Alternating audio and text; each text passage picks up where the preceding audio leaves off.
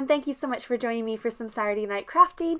If you've noticed, I haven't been around for about a month. I had some time off, but don't worry, I am back now, and I will share an update at the end of the video if you want to see what I've been up to. But for now, let's get crafting.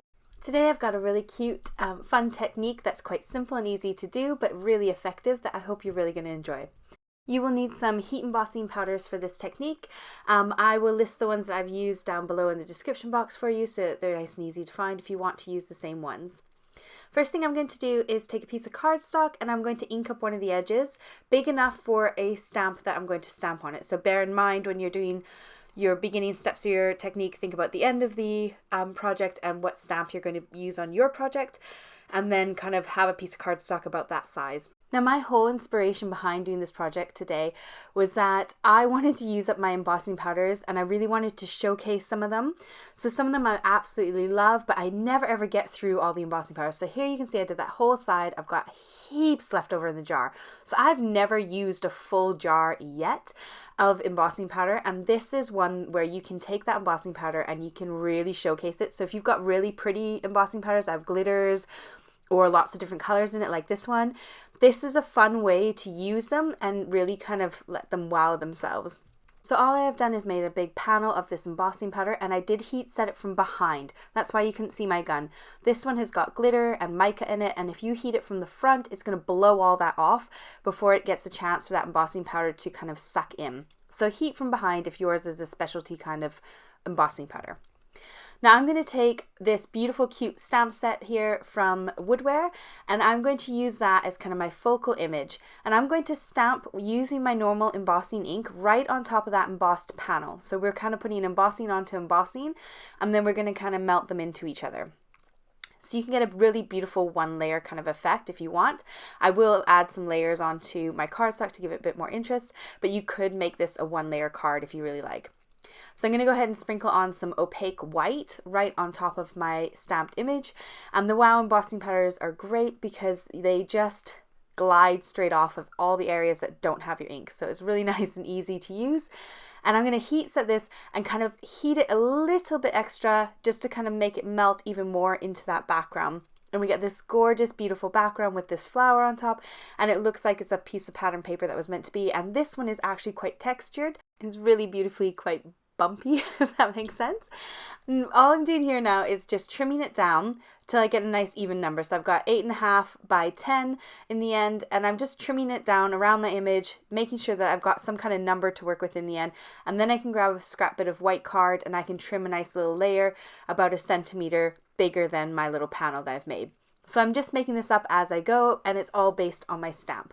So I decided to go with a white panel behind because I've got that white stamping, and that's usually quite a nice way to make your color kind of continue on across your card, and you don't end up adding in too many extra colors. So I did have to let that sit with something heavy on the top just to kind of weigh it down a bit because it was wanting to curl after all that heat embossing that I did. But that was absolutely fine once I put that glue on there and then stuck a weight down on it. It's worked out nice and beautifully flat. So I want to add on a sentiment, and I kind of want it to be a bit matchy-matchy. So I decided to pull out this stamp and die set from scrapbook.com. And I'm going to go ahead and stamp Happy Birthday onto my scrap bit of white card that I cut off from that little panel. And I'm going to use the exact same embossing powder. Now this is really nice because it is quite a small, fine, detailed stamp, but you can still read it and see that it says Happy Birthday, which is really lovely. I heat set that off the camera, off screen I should say, and I'm going to go ahead and run it through my die cut machine. So I've got this tape which is called Mint Tape from scrapbook.com, and it's just a low tack adhesive.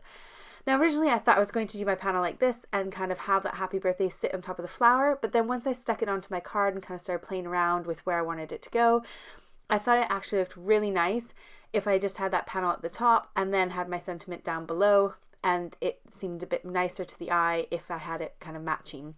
So that's what I decided to do here. I'm going to keep it nice and simple. I feel like the embossing powder does all the hard work for me and adds such a beautiful shine and glitter to it that I don't need much else. I don't need any gems. I don't need any crazy sentiments. That cute little flower and the little sentiment I felt like did just enough. It really is so cute and sparkly. When I tilt it in the light just slightly, you can kind of see that sort of shine and shimmer coming through. Now I wanted to use up that sentiment that I made, and I wanted to make another card similar, so I went with the next color in that set, the one that was called Newport, and I did the green. And I love how they look. They're really quite cute. I love the white on white. If you fancy something a little bit more bold, or maybe your powders had a bit more of dark color tones in them, then you can always switch it up and go with black and add a black panel behind, and you get a very sort of similar effect, but kind of complementing those tones. Now this white did have, or this yellow, I'm sorry, did have white in it, so it would have looked better with the white, but never mind. I decided to try it with black and kind of show you guys how it looked as well in black. Well, if you know me, you know that I can't really stop at doing a few samples, so I went on to create a few more, and on the screen you'll see all the embossing powders I used, the stamp sets I've used, and everything I've used today will hopefully be in the description box if you'd like to find it yourself. And I'm just going to kind of walk you through what I did with these ones and give you a bit more inspiration to work with. So this one was a really fun embossing powder that had some pinks in it, so I chose a metallic pink as the sort of image for the top. I've not finished it yet, it's the only one I haven't finished, so if you've got ideas, put them in the comments below and let me know how I should finish that one off.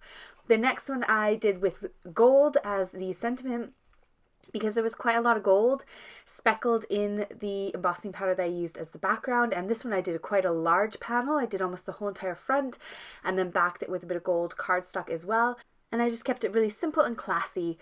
The next one I did, I used all these blues. So the one on the left, the Sarah Newman one, was kind of my main color, and then I picked some other blues to sort of be the focal colors that went on top of it. I used a stamp set from Lisa Horton Crafts and another one from Craft and Pooler, and then I did this one here. So it's all nice and level and flat, but I add some gems at the end to kind of pop that card a little bit more and add a little bit more bling. But I love how this one turned out, and I love how I layered several different colors on top of each other with those flowers, and it all flows beautifully and all kind of merges together really, really nicely. This one here is my favorite one. This On the Lake by Catherine Pooler is so pretty, and I love how this one turned out. So I used a sentiment from this set here, and then I used these coordinating stamps and dies to kind of embellish the card a little bit, and this is the card. I love how it turned out. I did some flowers, I used all the little bugs, and then I did Happy Birthday, You Are Awesome on the front of the card. And honestly, my photos don't capture just how sparkly this one is. I love it. Now, if you want a quick summary of what I've been up to over the past month, then you can stick around, otherwise shut the video off. My little holiday started off with Rosalie and I getting our ears pierced. I already had mine pierced, so I went for this crazy thing, and the top of my ear, it hurt, I'm not gonna lie, and the sound was gross. Then we jetted off to Dublin to hang out with my husband, who was already there for work, and saw some sights around Dublin, including some seals, and had a lot of fun as a family for about 4 days. The kids were on half-term holidays, so they had a whole week off, so we spent part of it here and then part of it at home. We walked all over Dublin. I think I got like 20,000 steps a day. It was great fun.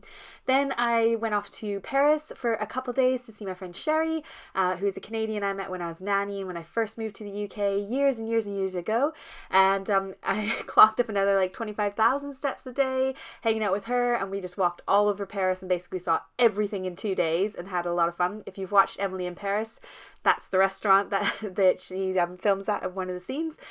Then Jimmy took the kids to his mum's, and then I had some crafty friends come around and we decorated my house. So I painted a bathroom, the kitchen, and my son's room, and got him this really super cool light to go in his room. He wanted a space themed room, so I got him a little poster for the wall.